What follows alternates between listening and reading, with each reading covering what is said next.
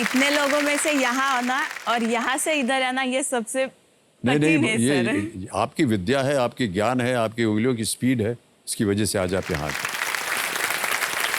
मेरे सामने hot seat पर बैठ गई हैं अहमदाबाद गुजरात से अनुश्री धतिंगन, असिस्टेंट बैंक मैनेजर हैं। और आप अपने साथ जो कंपेनियन लाई हैं उनका हम चाहेंगे कि परिचय दे दिया जाए। सर मेरे हस्बैंड आए हैं और मेरे मम्मी पापा आए हैं। ओह, प्रणाम करता हूँ आप सबको और आपका बहुत बहुत स्वागत हमारे कार्यक्रम में। ऑलराइट, तो अनुराधा जी हैं आपकी माताश्री, रोहित हैं आपके पतिदेव और शिरीष जी आपके पिताश्री। रोहित जी, आजकल आप क्या कर रहे हैं? सर मैं रिजर्व बैंक में एज एन असिस्टेंट मैनेजर काम कर रहा हूँ। रिजर्व बैंक में? Yes sir. Assistant manager? Yes sir. भाई साहब प्रणाम करता हूँ आपको।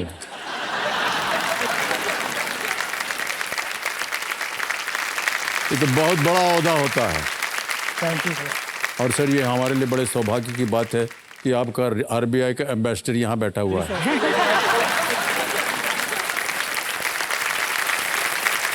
ऑलराइट, एक बात बताना चाहता हूँ, ये जो साड़ी आपने पहनी ना बहुत ही खूबसूरत है और जो गहने आपने लगाए हुए हैं ये भी अद्भुत। सर आज सब मम्मी का पहना है। ये कितनी अच्छी बात होती है हमारे देश की, है कि नहीं? अलग अलग जगहों पर अलग अलग जो वस्त्र होते हैं उनका अलग एक नाम होता है, किस तरह से वो बनाया जाता है, उसकी कला किस तरह की होती है। ऐसा किसी और देश में नहीं मिलता हमको, है कि नहीं? भारतवर्ष में ही होता है ऐसा। वाह।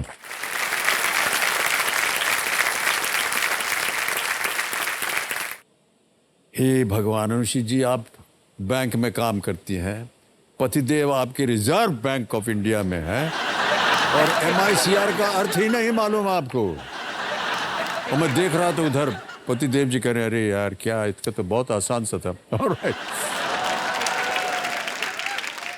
आज जो है जैसा कि हम सब जानते हैं गणेश चतुर्थी है और सबके घर में जो है जश्न मनाया जाता है। आपके अपने घर में कैसे आप मनाते हैं गणेश चतुर्थी? सर मेरा मैका भी नासिक है और ससुराल भी नासिक है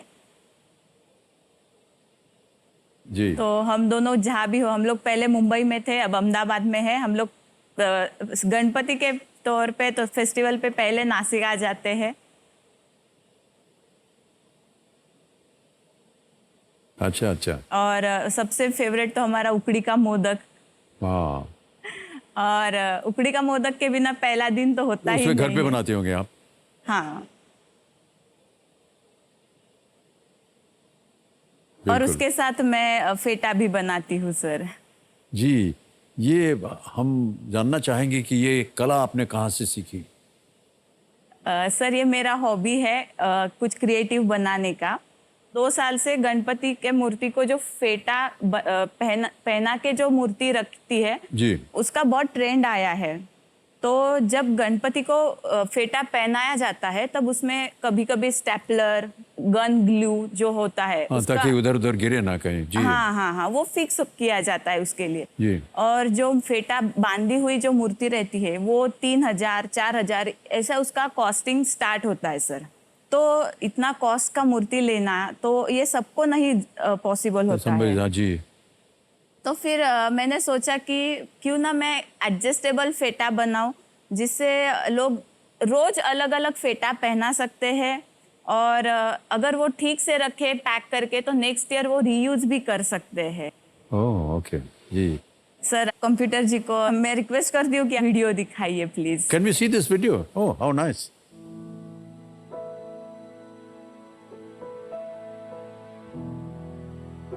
मेरा नाम अनुश्री रोहित धटिंगन निरगुड़े है। मेरा बचपन सब नासिक में गया है। अभी मैं शादी के बाद अहमदाबाद में रहती हूँ।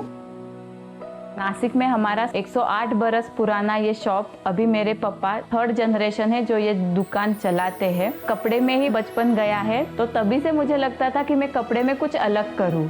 मैं और मेरे हस्बैंड हम दोनों को ऐसे लगा कि एडजस्टेबल फेटा एक ट्राई करके देखते हैं। बाजार में जो फेटा है उसको पीछे से रहता है बांधने के लिए, लेकिन मैंने जो फेटा बनाया है वो पीछे से ओपन है। सामने से गणपति को पहना सकते हो और सामने से निकाल भी सकते हो। रोज मूर्ति को हाथ लगाने का भी जरूरत नहीं है। वो फेटा अभी ट्राई कर रहे हैं नए नए कपड़े में बनाने का। खंड का फेटा लास्ट ईयर बनाया था, तो इस साल बांधनी का फेटा ये नया लाया है। ये मैं ऑनलाइन प्लेटफॉर्म पे इसका एडवर्टाइज करती हूँ। लास्ट ईयर मैंने 3 से 4 हजार तक फेटे बेचे हैं और वो लोगों का रिव्यू मतलब बहुत अच्छा, मतलब उनके फैमिली मेंबर्स, रिलेटिव्स उनको पूछते हैं कि पहले हम लोग को क्यों नहीं बताया कि ऐसा फेटा मिलता है। अगर मैं हॉट सीट पे आती हूँ तो मैं अमिताभ सर के लिए उसको अलग से सजा के वाइट फिदर लगा के उनको गिफ्ट करूंगी। बहुत बहुत धन्यवाद आपका। अभी कैसे चल रहा है आपका व्यवसाय ये?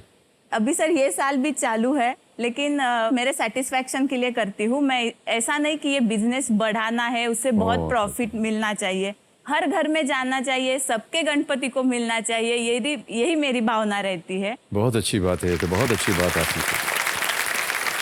अच्छा, ये सब दोहराने का मतलब क्या था, आप बता दीजिए हमको कोमल जी। सर अब मैं एक वेट लिफ्टर हूँ। हाँ, क्योंकि मैं केवल इतना बताना चाहता हूँ, अब आप दोबारा आई हैं हॉट हाँ, सीट सर। पर। अब दोबारा आंसू मत निकालिएगा, नहीं क्योंकि सर, हमको बिल्कुल फिर आना नहीं। पड़ेगा आपके पास, और निकालते निकालते थोड़ा टाइम लगता है। जी सर। और सब लोग कहते हैं सर आप जितनी महिलाएं आते हैं उनका आप बड़ा देखभाल करते हैं, जितने पुरुष आते हैं उनके बारे में कुछ नहीं करते। तो जितने भी अगर पुरुष आ जाएंगे, 2 बचे हैं अभी भी। तो सर मैं आपको बताना चाहता हूं कि अगर आप यहां पहुंच गए और फूट फूट कर रोने लग गए तो अवश्य मैं आपके आंसू पोंछूंगा। हो गया? ओके। आपने कहा कि आप एक वेट लिफ्टर हैं। आपको कैसे सूझा कि आपको वेट लिफ्टिंग करना चाहिए? सर इसका पूरा श्रेय मुझे वेट लिफ्टिंग में जाने का मेरे फादर को जाता है। अरे ठहर जाइए, कंपेनियन के रूप में आए हैं क्या वो? जी सर, मेरे कहाँ फादर हैं आए वो? हैं। प्रणाम करता हूँ सर, बहुत बहुत स्वागत आपका। बैठ जाइए बैठ जाइए। रवि गुप्ता जी आपका नाम है? जी जी जी, बहुत बहुत स्वागत आपका। जी आप कह रहे थे कि उन्होंने प्रोत्साहित किया आपको। हाँ सर, जब मैं 11 साल की थी तब मेरे फादर ने मुझे जिम में लेके गए। उस टाइम अखाड़े हुए करते थे सर। हाँ। तो मैं अखाड़ा गई थी। सर वहाँ पे मेरे फादर ने बोले इनको आप वेट लिफ्टिंग में जो भी लगेगा मैं पूरा खर्चा उठाने के लिए तैयार हूँ, आप इनकी बस ट्रेनिंग स्टार्ट कीजिए। तो सर मैंने वहाँ से ट्रेनिंग स्टार्ट किया। तो सर मैं वेट लिफ्टिंग में और भी ज़्यादा नेशनल एंड स्टेट चैम्पियनशिप में पार्टिसिपेट करना स्टार्ट किया। आपने वहाँ पर कुछ खिताब वगैरह जीते? हाँ सर, मैंने नेशनल में ऑल इंडिया स्कूल गेम्स में मैंने सिल्वर एंड ब्रॉन्ज मेडल हासिल किए। ओह well done. Thank you sir. और बेंच प्रेस को आप तो ज्यादा जानती होंगी। हाँ सर। आमतौर पर चेस्ट प्रेस भी कहते हैं। सर ऐसे ऐसे। हाँ एकदम बिल्कुल। हाँ सर, स्ट्रेट। ऐसे, हाँ ऐसे भी होता है, ऐसे भी होता है। हाँ जी सर। और बेंच प्रेस को बेंच पे लेट कर किया जाता है सर। हाँ ऐसे लेट के। हाँ। और 2 ठो खंबा होता है इधर उधर। जी सर। बीच में एक डंडी होता है। जी सर। और डंडी के दोनों तरफ गोला लटका देते हैं भारी। Yes sir. और लेट करके उसको उठाना पड़ता है। हाँ सर। आप कितना उठा लेती हैं? सर मैं बेंच प्रेस तो 40 kg तक के उठा लेते हूँ सर, ये बेंच प्रेस। 40 kg? हाँ, और सर वेट लिफ्टिंग, सर जो वेट लिफ्टिंग होता है सर उसमें मेरा हाईएस्ट सर उसमें 2 इवेंट्स होते हैं, एक snatch and clean and jerk. हाँ। सर मैं स्पेसिफिक वेट लिफ्टिंग से हूँ तो मैं स्नैच और क्लीन एंड जर्क ज़्यादा करती हूँ। तो सर मेरा जो स्नैच है वो हाईएस्ट मेरा 70 kg है एंड क्लीन एंड जर्क मेरा 90 kg है। जी सर। ओह। अच्छा हुआ हमने आपको अपना वजन नहीं बताया,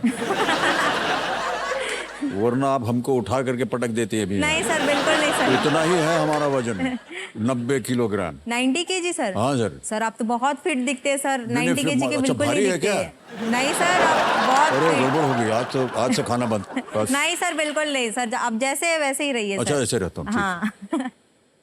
कोई ऐसे स्पोर्ट्स पर्सन है, खिलाड़ी, जी सर। जिनसे आप बहुत प्रभावित हो या आपको इंस्पायर करती हो? हाँ सर, जैसे कि मैं वेट लिफ्टिंग से हूँ तो सर मुझे मीराबाई चानू मैम मेरी इंस्पिरेशन है वो। और वो अभी कॉमनवेल्थ गेम्स में और लास्ट ईयर उन्होंने ओलंपिक्स में भी सिल्वर मेडल जीता था सर। मैं भी और सर किस्मत मेरी ऐसी हुई कि जब मैं 2020 में जब मैं नेशनल खेलने गई थी कोलकाता में, तो सर हमने दोनों ने मतलब एक ही प्लेटफॉर्म में, सर ये मेरा सौभाग्य है कि हम दोनों ने एक ही प्लेटफॉर्म में वेट लिफ्टिंग की लिफ्टिंग है। किया था? हाँ सर। ओह, ओके। जी सर। चलिए, हमारी शुभकामनाएं आपके साथ। जी थैंक यू सर। और अभी भी उम्र आपके साथ है और आपके बाजुओं में दम है। जी और सर। हम उम्मीद करते हैं कि एक दिन आप भी जाएं और भारत के लिए एक स्वर्ण पदक जीत करके जी लाएं, सर, है कि बिल्कुल नहीं? सर। All जी right। सर। रवि जी, मैं आपसे ये पूछना चाहता हूँ जी सर। कि आपको क्यों लगा कि इनको अखाड़े ले जाना चाहिए और इनको वेट लिफ्टिंग सिखाना चाहिए? सर मेरे को ऐसा लगा कि ये बचपने से मजबूत थी सर, ये कद काठी से मजबूत थी। अच्छा अच्छा अच्छा, कैसे पता चला कि ये मजबूत हैं? बचपन से ही कैसी थी ना सर, जैसे सामान वगैरह तोड़ देना, पटक देना गाड़ी की किक तोड़ देती थी। अच्छा, हमने सोचा कि कहीं कोई किसी को मार दिया होगा चप्पल अप्पल से, नहीं वैसा नहीं। उससे पता चला कि वो घायल पड़ा हुआ है बेचारा नीचे। ऐसा तो नहीं था, तो आपको लगा कि इनमें जोर है। ओके, ये बताइए कोमल जी कि ये जो जब आपने तय कर लिया और आपके पिताजी ने कहा कि आप वेट वगैरह उठाइए, 2-3 चीज़ों को आपने घर में तोड़ दिया था तो ट्रेनिंग आपने कब स्टार्ट की इसकी? सर मैंने 2007 से ट्रेनिंग लेना स्टार्ट किया था सर। उस टाइम मैं 11 साल की थी। और उसके बाद सर जैसे जैसे टाइम बीतता गया मैं और भी ज़्यादा स्टेट चैम्पियनशिप में चैम्पियन बनते गई। सर मेरा स्टेट चैम्पियनशिप में मेरे रिकॉर्ड्स भी है, मेरे स्टेट में मेरे। ओह, जी okay. Sir, best junior weightlifter of Chhattisgarh भी रह चुकी हूँ। बहुत बहुत बधाई आपको। आपने कहा कि 11 वर्ष की उम्र में आपने ट्रेनिंग अपनी शुरू कर दी। जी सर। कई लोग ऐसा मानते हैं कि ये सही उम्र है अगर आप किसी एक विशेष क्षेत्र में जाना चाहते हैं, चाहे एथलेटिक्स हो, टेनिस हो, क्रिकेट हो, ये अच्छी उम्र होती है स्टार्ट करें। जी सर। आपको कभी ऐसा नहीं लगा कि हमको वेट ट्रेनिंग पे डाल दिया है, जबकि हमारी उम्र के जितने बच्चे हैं वो और खेल खेलते हैं और हमें वो भी खेल खेलना चाहिए? जब मैंने ये स्टार्ट किया था तब हमारे स्टेट में उतनी बहुत ज़्यादा गर्ल्स लोग पार्टिसिपेट नहीं करते थे उस टाइम पे। जी। और सर जब मैंने स्टार्ट किया तो ऑलमोस्ट मेरे 4 या 5 महीने बाद ही मेरा नेशनल सिलेक्शन हो गया। ओह। उसके बाद से मेरा इंटरेस्ट काफ़ी ज़्यादा वेट लिफ्टिंग में आ गया सर। पहले तो बहुत तकलीफ भी हुई मुझे, जब मैं जिम जाती थी जी। तो बॉडी में पेन और मतलब नींद आना, थकान लगना, ये सब होता था सर। लेकिन जैसे जैसे मैं ट्रेनिंग करते गई जो दर्द था वो गायब होता गया।